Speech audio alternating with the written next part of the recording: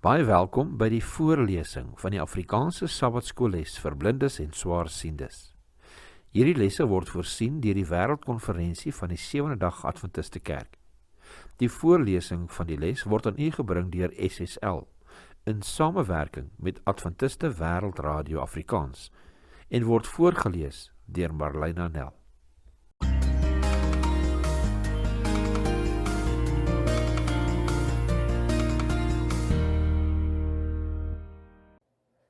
Les 6, 2 tot 8 Mei.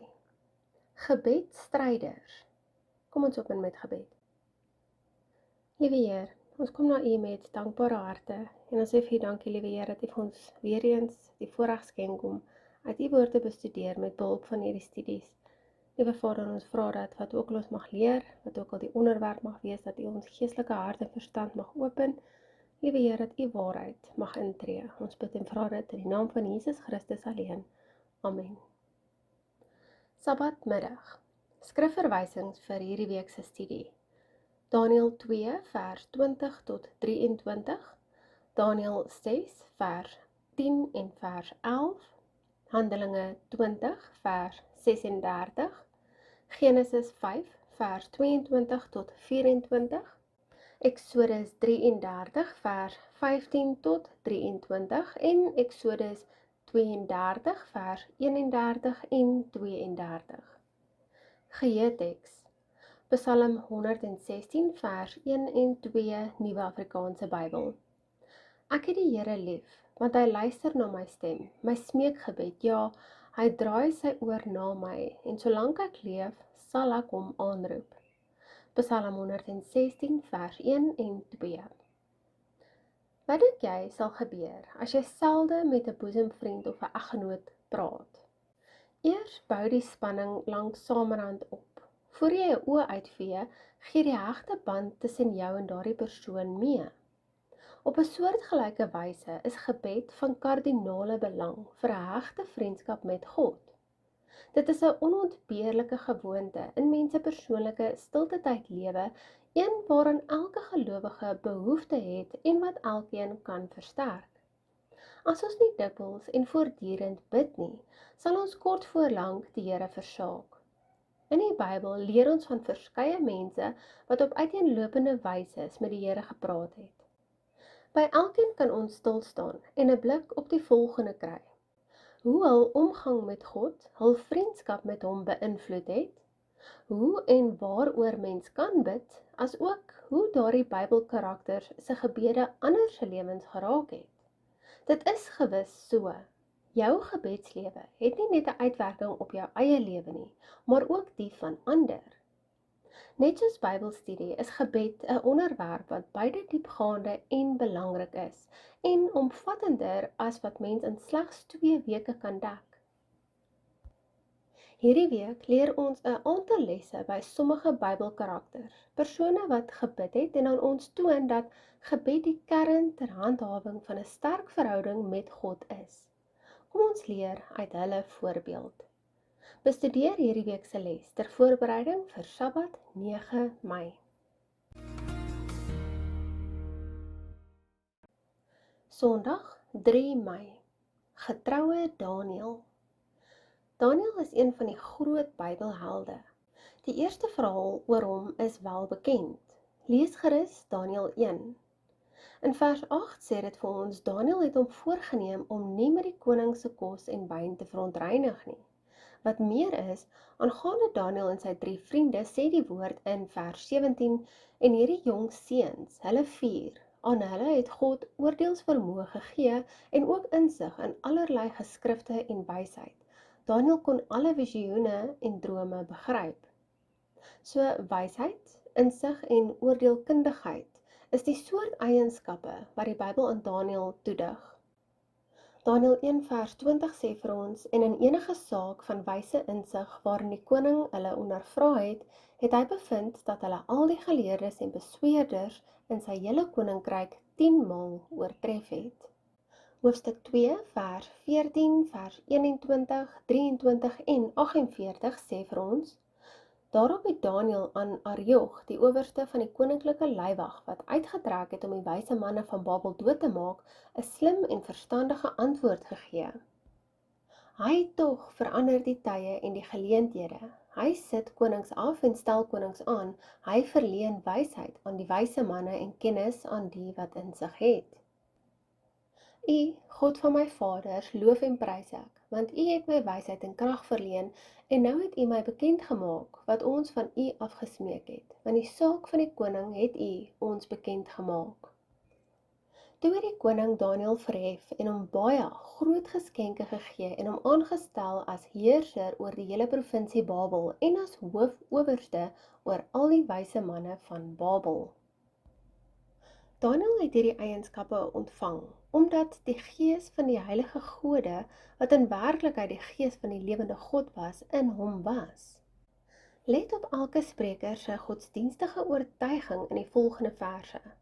Daniël 4 vers 9 en 18 lees ons: Belsasar, owerste van die geleerders, van wie ek weet, dat die gees van die heilige gode in jou is, en dat geen enkele geheim jou kwel nie, vertel my die droomgesigte wat ek gesien het, naamlik die uitlegging daarvan.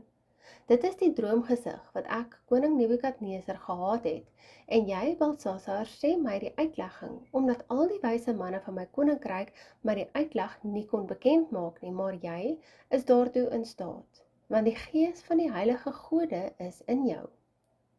Daniël 5 vers 14 lees ons: Ek het van jou gehoor dat die gees van die gode in jou is, en dat verligting en verstand en voortreffelike wysheid in jou gevind word. Daniël 6 vers 3 sê vir ons: En oor hulle 3 ministers, van wie Daniël een was, aan wie die landvoogde rekenskap moes gee, sodat die koning nie sou skade ly nie. Daniël was boonop 'n geliefde man in die oë van die lewende God. Daniël 9 vers 23 lees ons: By die begin van jou smekinge het 'n woord uitgegaan, en ek het gekom om dit mee te deel, want jy is 'n geliefde man. Gee dan ag op die woord en verstaan die gesig. Hoofstuk 10 vers 11 sê vir ons: En hy het vir my gesê, Daniël, geliefde man, gee ag op die woorde wat ek met jou spreek en gaan staan op jou staanplek, want ek is nou na jou gestuur, en terwyl hy hierdie woord met my spreek, het ek bewende gaan staan.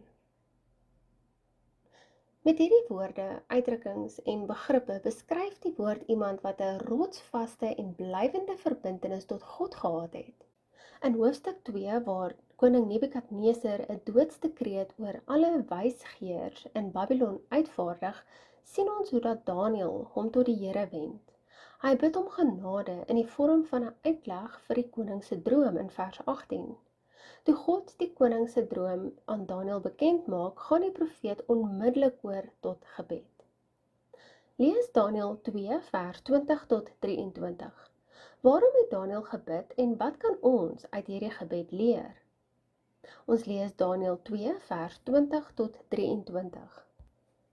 Daniël het toe gespreek en gesê: Mag die naam van God geprys word van ewigheid tot ewigheid, want die wysheid en die krag is syne. Hy tog verander die tye en die geleenthede. Hy sit konings af en stel konings aan. Hy verleen wysheid aan die wyse manne en kennis aan die wat insig het. Hy openbaar ondeurgrondelike en verborgde dinge. Hy weet wat in die duister is, en die lig woon by hom.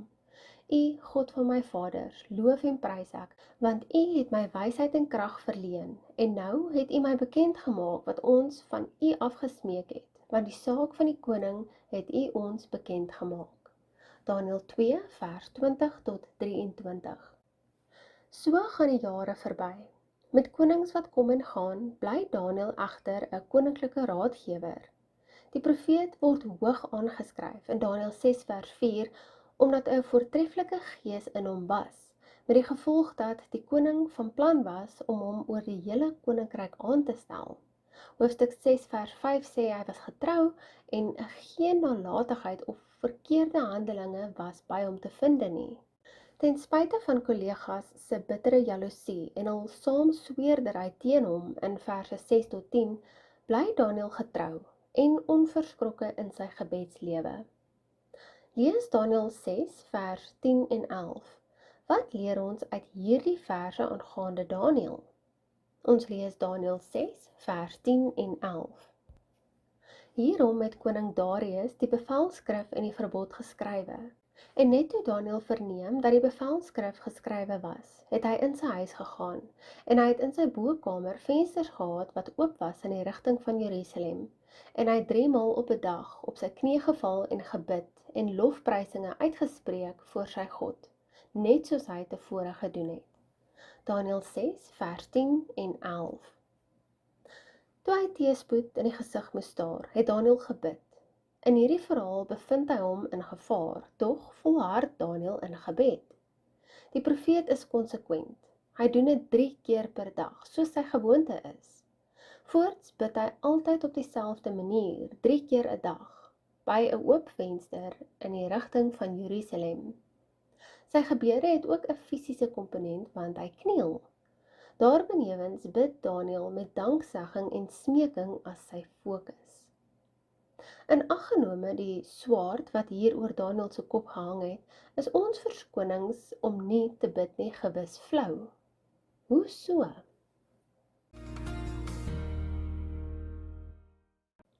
Maandag 4 Mei. Gebedspostuur. Wanneer iets skeefloop, kontak jy 'n hegte vriend en bespreek jou probleem met hom of haar. Wanneer mens goeie nuus ontvang, is jy gretig om dit met ander te deel.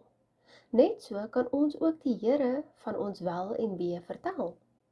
Ellen G. White, Steps to Christ, bladsy 9:3 sê vir ons, gebed is die uitstorting van die hart voor God, soos mens maak met 'n vriend. Gebed bewaar nie net ons verbintenis met God nie, maar sê ook vir die duiwel aan wie ons behoort. Deur soggens te kniel en te bid, bely ons iets teenoor die magte van die duisternis. Ons postuur sê dat ons daardie dag die Here kies. Wanneer ons bid, stuur die Here boonop sy engele om by ons te wees. So word ons dan teen die aanvalle van die duiwel versterk en onkans. Lees gerus op u tyd Psalm 91. Kniel is 'n fisiese onderwerpingsgebaar, 'n uiterlike teken van ons verootmoediging voor God. Dit is op 'n manier anders as om in 'n stoel te sit en bid, of as om dit lêende te doen, hoewel mens ook in sulke posisies kan bid. Wanneer jy egter voor die Here kniel, kom die innerlike oorgawe makliker, aangesien lyf en woord saam die Here se opperheerskappy bely dat jy bloot sy geskape kind is. Lees die volgende skrifgedeeltes en bekyk die lewens van die volgende Bybelkarakters wat gekniel het terwyl hulle bid.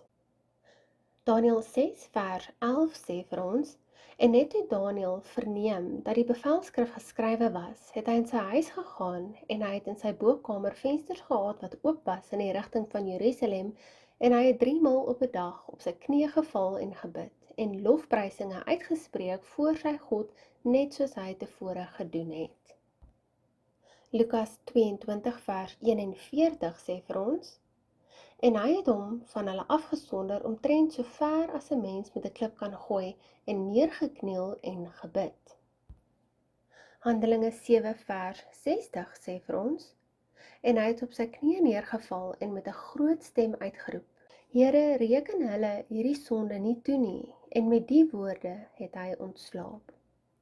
Handelinge 9 vers 40 sê vir ons, en Petrus het almal buitentoe gestuur en neergekniel en gebid, en hy het hom na die liggaam gedraai en gesê, Tabitha, staan op, en sy het haar oë oopgemaak, en toe sy Petrus sien, het sy regop gesit. Handelinge 20 vers 36 lees ons, en na hierdie woorde het hy neergekniel en met hulle almal saam gebid. Om staande te bid was 'n algemene praktyk in Bybelse tye. 2 Kronieke 20 vers 5 en 6 lees, toe gaan Josafat in die vergadering van Juda in Jerusalem staan en in die huis van die Here voor die nuwe voorhof, en hy sê, Here, God van ons vaders, is U nie God in die hemele nie, en is U nie heerser oor al die koninkryke van die nasies nie? Ja, in U hand is krag en sterkte, sodat niemand teen U kan standhou nie. Vers 13 lees verder, en die hele Juda het voor die Here gestaan, ook hulle kinders, hulle vroue en hulle seuns. Ons lees in 1 Samuel 1 vers 26 en sy het gesê, ag my Heer, so waar as die siel leef, my Heer, ek is die vrou wat hier by u gestaan het om tot die Here te bid. In Job 30 vers 20 lees ons, ek roep u aan om hulp, maar u antwoord my nie. Ek staan daar en u staar my aan.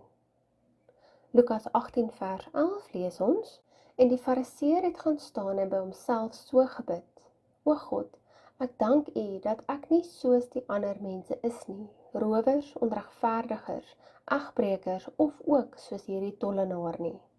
Lukas 18 vers 11. Die Bybel noem ook voorbeelde van mense wat sittende gebid het. Byvoorbeeld 2 Samuel 7 vers 18 lees, Koning Dawid het toe ingegaan en voor die aangesig van die Here gebly en gesê, wie is ek, Here, Here, en wat is my huis, dat u my tot hiertoe gebring het? 2 Konings 4 vers 38 lees, weer het Elisa in Gilgal gekom, en daar was hongersnood in die land, en terwyl die profete seuns voor hom sit, sê hy aan sy dienaar, sit die groot pot op, en maak 'n kooksel klaar vir die profete seuns. 2 Konings 4 vers 38. Ander weer het voor die Here neergeval, soos gelees in Markus 14 vers 35, of op die grond geval in die ou Afrikaanse Bybel. Dit wil sê met die gesig teen die grond gaan lê. Hoewel hierdie nie heeltemal so 'n algemene gebedsposisie was nie. Ondergeskiktes het dit hoofsaaklik as 'n hoflikheidsgebaar vir hul meerderes gebruik. Hierdie was slegs duidelik in enkele Engelse vertalings van 1 Konings 1 vers 47 en alle Afrikaanse vertalings van Markus 14 vers 35, behalwe die Nuwe Afrikaanse Bybel en die Boodskap Bybel. Wat is jou gebedspostuur? Die Bybel vereis nie van ons om 'n bepaalde liggaamsposisie in te neem nie, tog het dit waarde, aangesien ons die Here sodoende eer betoon, ons gevoelens daardeur te kenne gee, as ook ons begeerte tot 'n oorgawe aan God bekend maak. Party mense kan natuurlik glad nie op hul knieë gaan nie. So, wat in jou binneste aangaan, is van groter belang. As jy wel kan kniel, maar dit nie normaalweg doen nie, kan jy dit in jou volgende gebedssessie doen en sien watter uitwerking dit op jou samesyn met God het. Bid sonder ophou, moedig die Bybel ons aan in 1 Tessalonisense 5 vers 17. Dit dui op konstantheid, volgens Kolossense 4 vers 2 en volharding, volgens Romeine 12 vers 12. Vandag, wanneer jy staande, sittende, lêende of lopende bid, praat met die Here soos 'n boesemvriend. Begin sommer op hierdie oomblik. Dinsdag 5 Mei. Henog se handel en wandel. Lees Genesis 5 vers 22 tot 24. Wat presies weet ons van Henog? Ons lees Genesis 5 vers 22 tot 24. En Henog het na die geboorte van Methuselah nog 300 jaar met God gewandel, en hy het seuns en dogters gehad. So was dan al die dae van Henog 365 jaar. En Henog het met God gewandel, en hy was daar nie meer nie, want God het hom weggeneem. Genesis 5 vers 22 tot 24. Die Bybel wy nie veel oor Henog se lewe uit nie, maar dit sê wel dat hy 300 jaar lank saam met God gewandel het, waarna hy hemel toe geneem is. Hoe mooi dat 'n Bybelfiguur aan sy lewenslange en volgehoue verering van God geken is. Een ding is duidelik, Henog moes gewis volhardheid in gebed, volgens Romeine 12 vers 12. Te midde van moeilike daaglikse ervarings, druk hy gelowig deur en verstewig sy band met God. In Henog se leeftyd het boosheid 'n ongekende laagtepunt bereik. Tog bemoei Henog hom met die dien van die lewende God, iets wat hy beslis nie behoorlik kon gedoen het sonder om in die Here te bly nie. Die volgende aanhaling lees ons uit Ellen G. White, Patriarge en Profete, bladsy 86 en 87. Hoewel Henog 'n werkende man was, het hy getrou saam met God gewandel. Hoe groter en dringender die take wat hom opgelê is, hoe ernstiger en bestendiger was sy gebede. Nadat hy 'n tyd lank tussen mense was, waarin hy hulle deur woord en voorbeeld probeer onderrig het, het hy hom egter onttrek om 'n tyd lank in afsondering deur te bring. Daar het hy gehonger en gedors na daardie verhewe insigte en wysheid wat slegs die Here mens kan gee. So het Henog dus met God gewandel en toenemend die beeld van God weerspieël.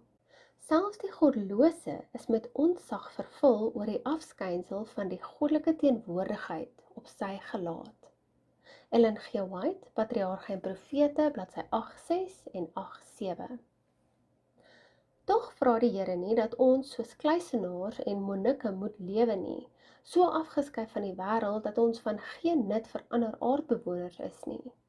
Soos Henog kan ons beide produktief en bewus van ons naaste se behoeftes wees. Tog is dit slegs deur 'n noue wandel met God en waarin ons gedurig in hom bly, dat die Here sy wonderlike karakter deur ons handelinge kan laat straal. Ons kan op enige tyd, op enige plek bid. Nêrens op aarde kan die Here ons nie hoor of sien nie.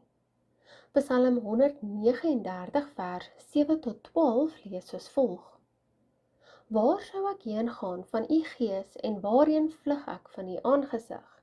Klim ek op na die hemel, u is daar. En maak ek die doodryk my bed, kyk, u is daar. Neem ek die vleuels van my daggeraad, gaan ek by die uiteinde van die see woon, ook daar sou u hand my lei en u regterhand my vashou. En as ek sê, mag tog net die duisternis my oorval en die lig nag wees tot my beskutting, dan is selfs die duisternis vir u nie donker nie, en die nag jou lig soos die dag. Die duisternis is soos die lig. Psalm 139 vers 7 tot 12. Die noodkreet van die mense hart, die hoor hy, ongeag waar ons bevind. Klaagliedere 3 vers 55 tot 57 sê vir ons: Ek roep u naam, Here, uit die onderste kuil, u hoor my stem, verberg u oor nie vir my ontboezeming, vir my hulp geroep nie. U kom nader die dag as ek u aanroep, u sê, wees nie bevrees nie. Klaagliedere 3 vers 55 tot 57. Om eerder hardop in plaas van in jou kop te bid, hou egter wesentlike voordele in. Wanneer mens in jou gedagtes bid, kan jy deur mekaar raak en selfs nie eers jou gedagtegang of jou sinnetjie voltooi nie. 'n Mens verloor makliker jou fokus. Wanneer mens egter hardop bid, het sy fluisterend of met 'n normale stemtoon, herinner jy jou onderbewussyn daaraan dat God werklik bestaan en dat hy luister, asook dat jy iets spesifieks vir hom te sê het. Waar of hoe gaan jy deur die loop van vandag 'n fluisterende gebed tot Jesus bid en sodoende samesyn met hom hê?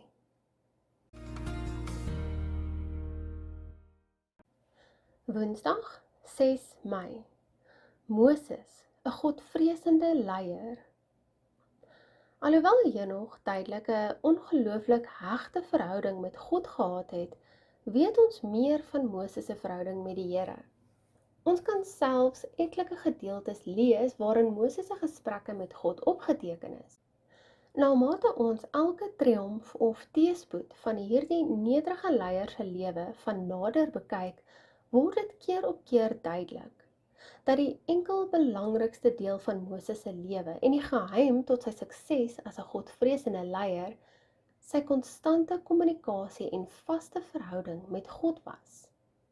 Lees Eksodus 33 vers 15 tot 23. Wat is die inhoud van hierdie gesprek tussen God en Moses? Let op die trant van God se woorde. Ons lees Eksodus 33 vers 15 tot 23. Toe sê hy vir hom, as u nie self meegaan nie, laat ons dan nie hiervandaan optrek nie, want waaraan sou dan bekend word dat ek genade in u oë gevind het, ek en u volk. Is dit nie daaraan dat u met ons saamtrek nie? So sal ons, ek en u volk, onderskeie wees van elke volk wat op aarde is. Toe sê die Here aan Moses: Ook hierdie versoek wat jy uitgespreek het, daaraan sal ek voldoen, want jy het genade gevind in my oë en ek ken jou by die naam. Daarop vra hy: Laat my tog u heerlikheid sien, maar hy antwoord: Ek sal al my majesteit by jou laat verbygaan en voor jou die naam van die Here uitroep, maar ek sal genadig wees vir wie ek genadig wil wees en my ontferm oor wie ek my wil ontferm. Verder het hy gesê: Jy kan my aangesig nie sien nie, want geen mens kan my sien en bly lewe nie. Ook het die Here gesê: Kyk, hier is 'n plek by my waar jy op die rots kan gaan staan. En as my heerlikheid verbygaan, sal ek jou in die skeur van die rots stel en jou met my hand oordek totdat ek verbygegaan het. En as ek my hand wegneem, sal jy my van agter sien, maar my aangesig kan nie gesien word nie. Eksodus 33 vers 15 tot 23. Stel jou voor hoe dit moes wees om met God te praat en sy stem hard en duidelik te hoor. Mens kan byna nie glo dat die Israeliete nie self ook direk met God wou praat nie. Nee, hulle smeek toe eerder by Moses om namens hulle met God te praat in Eksodus 20 vers 18 tot 21. Tog is Moses op hierdie regstreekse kommunikasie met God voorberei. Sy eerste interaksie met die Here was immers al destyds met die brandende bos. Boonop was dit op die einste berg waar die Israeliete nou nie direk met God wou praat nie. Mens lees wel dat Moses ook plek op sy eie gebid het. Hoe dit ook al sy, hy was byna konstant in God se teenwoordigheid, besig om vir leiding te vra en om vir die volk wat hy lei, bemiddeling te doen. By 2 geleenthede tree Moses vir bloedfamilie in. Wat was telkens die rede en wat sou telkens gebeur as hy nie daardie bemiddeling gedoen het nie? Vir Aaron gaan ons lees Eksodus 32 vers 1 tot 14, sowel as verse 31 tot 34. Toe die volk sien dat Moses vertoef om van die berg af te kom, het die volk rondom Aaron versamel en vir hom gesê: Kom, maak vir ons gode wat voor ons uittrek, want hierdie Moses, die man wat ons uit Egipteland laat optrek het, ons weet nie wat van hom geword het nie. En Aaron sê vir hulle: Ruk die goue ringe af wat aan julle ore van julle vroue, julle seuns en julle dogters is en bring dit vir my. Toe het die hele volk die goue ringe afgeruk wat aan hulle ore was en dit na Aaron gebring. En hy het dit uit hulle hande geneem en dit met die bytel bewerk en daar 'n gegote kalf van gemaak. Daarop sê hulle: Dit is jou gode, o Israel, wat jou uit Egipteland laat optrek het. Toe Aaron dit sien, het hy daarvoor 'n altaar gebou en Aaron het uitgeroep en gesê: Môre is daar fees tot eer van die Here. En hulle het die ander dag vroeg klaar gemaak en brandoffers geoffer en dankoffers aangebring. Daarop het die volk gaan sit om te eet en te drink en hulle het opgestaan om te speel. Toe sê die Here vir Moses: Gaan heen, klim af, want jou volk wat jy uit Egipteland laat optrek het, het verderflik gehandel. En hulle het gou van die weg afgewyk wat ek hulle beveel het. Hulle het vir hulle 'n gegote kalf gemaak en daarvoor neergebuig en daaraan geoffer en gesê: Dit is jou gode, o Israel, wat jou uit Egipteland laat optrek het. Verder het die Here vir Moses gesê: Ek het hierdie volk gesien en kyk, dit is 'n hardnekkige volk. Laat my dan nou begaan dat my toorn teen hulle ontvlam en ek hulle verteer. Dan sal ek jou tot 'n groot nasie maak. Maar Moses het die Here sy God om genade gesmeek en gesê: Waarom, o Here, sou u toorn ontvlam teen u volk wat u met groote krag en met die sterke hand uit Egipteland gelei het? Waarom sou die Egiptenaars spreek en sê: In kwaadwilligheid het hy hulle uitgelei om hulle in die berge om te bring en hulle van die aardbodem af te vernietig? Wend u af van die gloed van u toorn en laat dit u berou oor die onheil van u volk. Gedenk aan Abraham, Isak en Israel, u knegte vir wie u by uself gesweer en aan wie gesê het: Ek sal julle nageslag vermenigvuldig soos die sterre van die hemel, en hierdie hele land waarvan ek gespreek het, sal ek aan julle nageslag gee, dat hulle dit vir ewig kan beerwe. Toe het dit die Here berou oor die onheil wat hy gesê het dat hy sy volk sou aandoen. En Moses het na die Here teruggegaan en gesê, ag, hierdie volk het 'n groot sonde begaan en vir hulle goue gode gemaak. Nou dan, as u tog maar hulle sonde wou vergewe, en so nie, delg my dan maar uit u boek wat u geskryf het. Toe het die Here Moses geantwoord, wie teen my gesondig het, die sal ek uitdelg uit my boek. Maar gaan nou en lei die volk waarheen ek jou gesê het. Kyk, my engel sal voor jou uitgaan, maar die dag as ek besoeking doen, dan sal ek hulle sonde oor hulle besoek.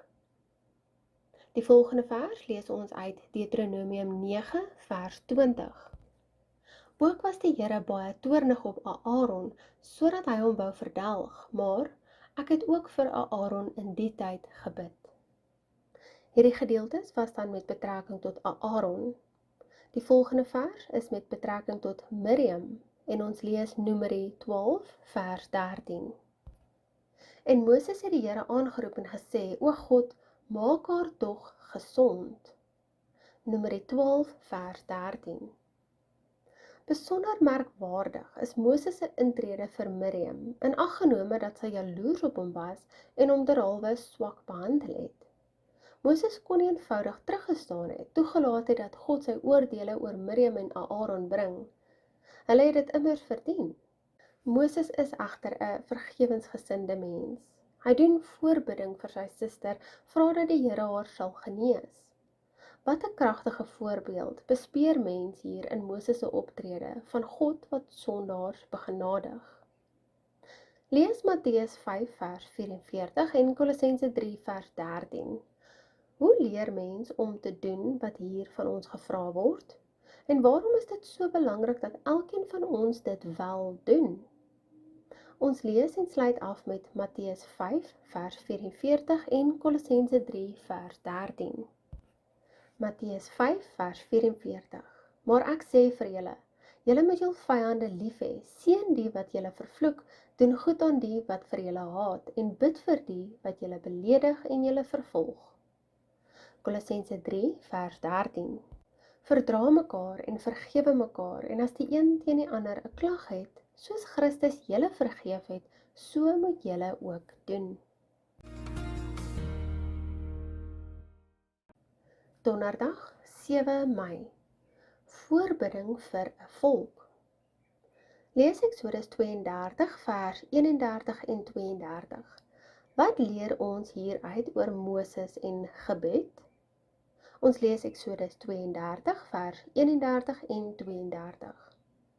En Moses het na die Here teruggegaan en gesê, ag, hierdie volk het 'n groot sonde begaan en vir hulle goue gode gemaak. Nou dan, as u tog maar hulle sonde wou vergewe, en so nie, delg my dan maar uit u boek wat u geskryf het.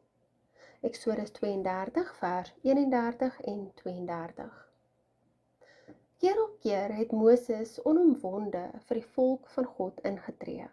Ons sien hoe Moses hom tot die Here wend, toe die volk dors was in Eksodus 15 vers 25 en Eksodus 17 vers 2 tot 6. Toe hulle honger was in Numeri 11 vers 21 en 22, en selfs in 'n oomblik van pure desperaatheid, verse 11 tot 15. Dit was direk nadat God vir Israel sy verbondsvolk gemaak het, dat die Israeliete die goue kalf opgerig het. Aangaande daardie gebeurtenis het Moses toe later in Deuteronomium 9 vers 19 gesê, ek was bang, want die toorn, die gramskap van die Here, het so teen julle ontvlam, dat hy julle wou uitroei, maar ook hierdie keer het die Here na my geluister. Moses dink ook terug aan die keer toe die verkenners uit die beloofde land teruggekeer het en gesê het in Deuteronomium 9 vers 25, dit is waarom ek neergeval en vir 40 dae en nagte voor die Here gelê het, omdat hy gereed was om julle te vernietig. Ek het tot die Here gebid en gesê, o oppermagtige Here, moenie u eie volk vernietig nie. Die afsondering van Levi as 'n groep wat apart van die ander stamme staan, die kom by hom ook op. En hieroor sê Moses in Deuteronomium 10 vers 10, soos die eerste keer was ek 40 dae en nagte op die berg. Die Here het weer eens na my geluister en julle nie vernietig nie. So die Here het Moses se smeekbede gehoor, aangehoor en verhoor. Oor gebed en vasklou aan die Here het ons baie by Moses te leer. Eerstens, Moses het die Here innig lief gehad en 'n duidelike beeld van sy karakter gehad. Die Here beskryf homself soos volg aan Moses in Eksodus 34 vers 6. Die Here, 'n barmhartige en genadige God, geduldig, oorvloedig in troue liefde en waarheid. Tweedens, deur die stampe en stote heen was Moses onverskrokke en getrou in sy verbondenheid tot God, regdeur sy vermoeiende reis van Egipte tot die beloofde land. Ons sien dat Moses, net soos ons, sy eie strewelinge deurgemaak het. Tog vertrou Moses sy lewenswandel toe aan God se mag en sy krag, en maak staat op die Here se teenwoordigheid en leiding. Eksodus 33 vers 13 sê vir ons: As ek dan nou genade in u oë gevind het, maak my dan tog u weer bekend, dat ek u kan dien, sodat ek genade in u oë kan vind, en bedink tog dat hierdie nasie u volk is. Derdens, Moses het die Here aan sy verbond herinner in Eksodus 32 vers 13. Hy het hom namens die volk op God se beloftes aan Israel beroep in Deuteronomium 7 vers 8 en het God se leiding van die verlede in herinnering geroep in Hoofstuk 8 vers 2. Laastens, Moses het die antwoorde op sy gebede aanvaar, ongeag of die Here ja of nee geantwoord het. Om 'n egte verhouding met God te hê, beteken nie dat ons sommer net altyd ons sin gaan kry nie. Ons lees Deuteronomium 3 vers 23 tot 29. Ook het ek die Here in die tyd gesmeek en gesê: Here, u het begin om u knegt, u grootheid en u sterke hand te laat sien, want watter God is daar in die hemel en op die aarde wat sulke werke en sulke magtige dade kan doen soos u? Laat my tog oortrek en die mooi land sien wat oorkant die Jordaan lê, daar die goeie bergland en die Libanon. Maar die Here het toornig op my geword, om julle ontwil, en my nie verhoor nie. Maar die Here het vir my gesê, dit is nou genoeg. Moenie nog verder met my oor hierdie saak spreek nie. Klim op die top van Pisga en slaan jou oë op na die weste, en na die noorde, en na die suide, en na die ooste, en bekyk dit met jou oë, want jy mag oor hierdie Jordaan nie gaan nie. Gee dan bevel aan Joshua en versterk hom en bemoedig hom, want hy sal voor hierdie volk uit deurtrek, en hy sal hulle die land wat jy sal sien laat erwe. En ons het in die dal teenoor Bet Peor gebly. Deuteronomium 3 vers 23 tot 29. En nietemin behoort ons altyd te volhard in gebed. Ons lees Lukas 18 vers 1 tot 8. En hy het ook aan hulle 'n gelykenis vertel met die oog daarop dat 'n mens gedurig moet bid en nie moedeloos word nie, en gesê, daar was 'n regter in 'n stad wat God nie gevrees en geen mens ontsien het nie. En daar was in daardie stad 'n weduwee, en sy het gedurig na hom gekom en gesê, doen reg aan my teenoor my teeparty. En 'n tyd lank wou hy nie, maar daarna het hy by homself gesê, al vrees ek God ook nie, en al ontsien ek geen mens nie, tog sal ek, omdat hierdie weduwee my moeite gee en aan haar reg doen, sodat sy nie eintlik kom en my in die gesig slaan nie. Toe sê die Here, hoor wat die onregverdige regter sê. Sal God dan nie reg doen aan sy uitverkorenes wat dag en nag tot hom roep nie, al is hy ook lankmoedig in hulle geval? Ek sê vir julle, dat hy gou aan hulle reg sal doen, maar as die Seun van die mens kom, sal hy wel die geloof op aarde vind? Lukas 18 vers 1 tot 8. Wie benodig voorbidding vandag? Wat verhoed dat jy op hierdie oomblik vir daardie persoon of persone bid?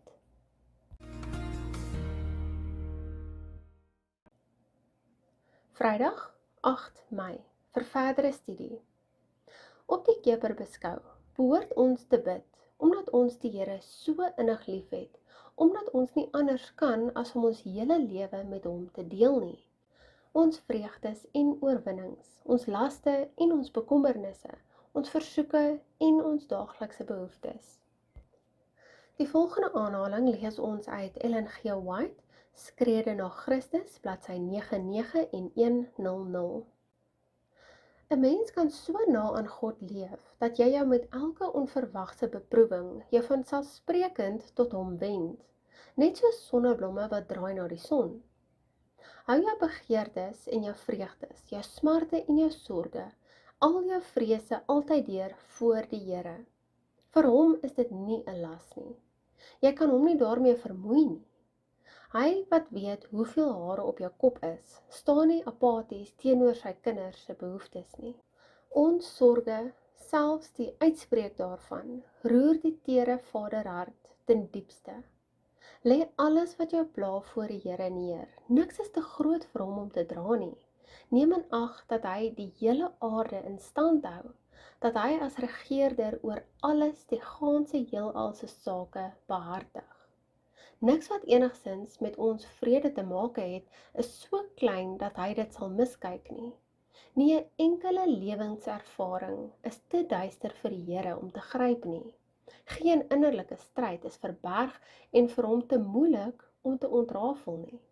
Geen ramp tref die geringste van sy kinders nie, geen benoudheid oorval hulle nie, geen uitroep van die vreugde kom oor hulle lippe nie, geen skietgebedjie word opreg tot God gerig nie, en ons hemelse Vader is daarvan bewus. Hy neem dadelik daarvan notisie. Die band wat God met elke gelowige het, is so uniek en omvattend. Dis asof elkeen die enigste persoon is oor wie die Here moet waak.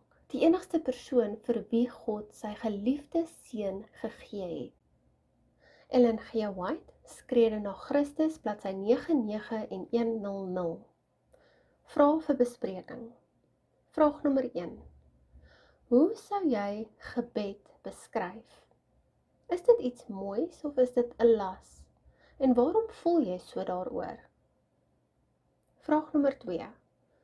Die bostaande Ellen G. White aanhaling bevat soveel insiggewende gedagtes. Watter een vind veral aanklank by jou? Vraag nommer 3. Let op die 3 Bybelkarakters wat ons hierdie week bestudeer het: Daniël, Henog en Moses. By watter een se lewe vind jy die meeste aanklank en waarom? Ter opsomming. Wanneer ons so van gebedshelde in die Bybel lees, kom ons maklik maar verkeerdelik tot die slotsom dat jy tog nie self so 'n hegte band met God kan hê nie, of nie heeltemal so toegewyd as hulle kan wees nie. Ons maak egter 'n fout. Ten spyte van teenkanting kan ons ook onwrikbaar en getrou wees en daaglik op ons knieë gaan soos Daniël. Ons kan ook kies om 'n noue handel en wandel met God te hê.